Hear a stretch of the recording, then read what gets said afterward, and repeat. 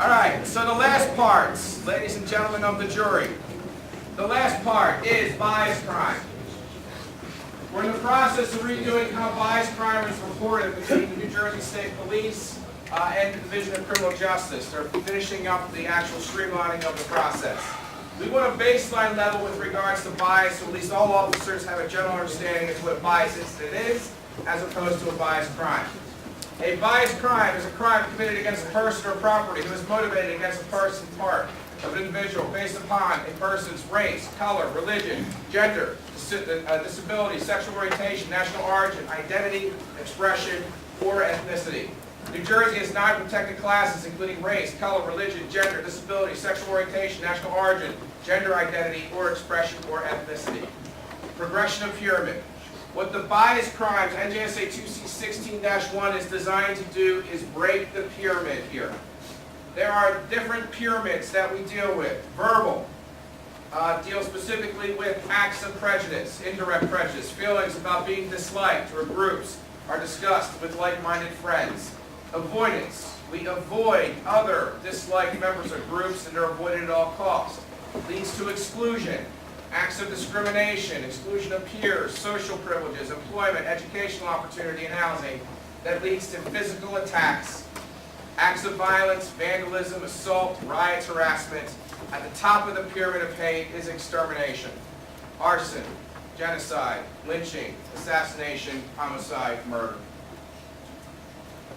Fear leads to prejudice, leads to hate, leads to violence. When we talk about the fear aspect, when we talk about bias incidents as opposed to bias crime, we're sort of right around the bottom of the pyramid here. We talk about incidents as opposed to crimes. When we talk about crimes, we're more at the very top of the pyramid, where actually we're dealing now with exclusion, physical attacks, and actual extermination, homicides. Who commits bias crimes?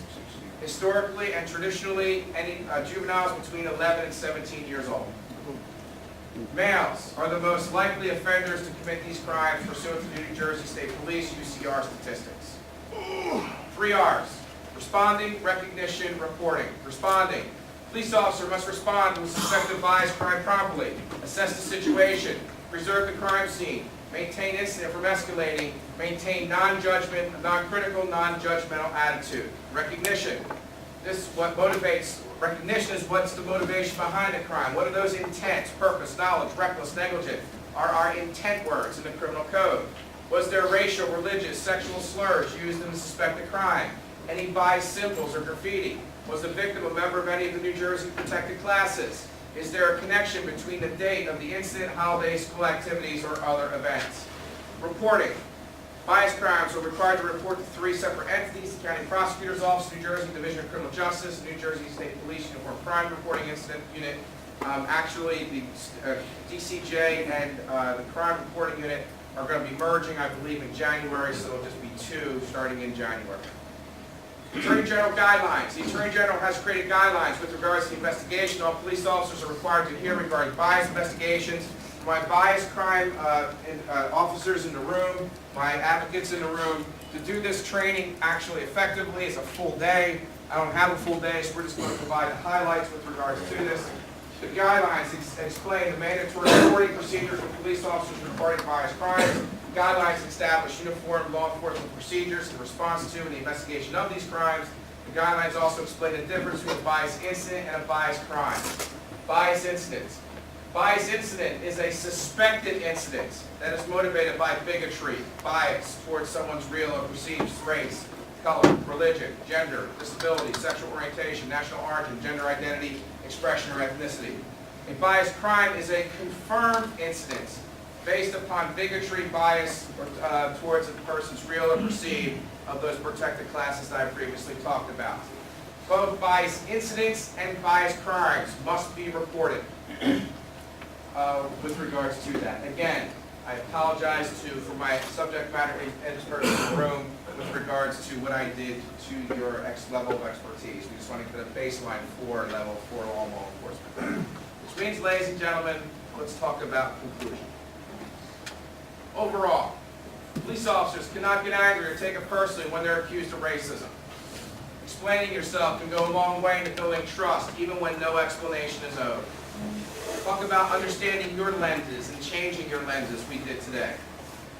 Take care of yourself and be ready for your shift. Using steps taught in this lecture to potentially de-escalate a situation when it's safe. Incumbent upon you to be familiar with the culture, the communities that you serve, the cultures and tradition, to protect them, to look out for their well-being. Understanding that our first duty is to protect and serve everyone in the community we're served. In other words, ladies and gentlemen of the jury, I'm at slide 299. And at slide 299, I could have saved you the last 3 hours of your life, and I could have said, ladies and gentlemen of the jury, this training, if I could sum up in one word, is about respect. Respect. In other words, treat the community you serve, the members of the community you serve, with respect.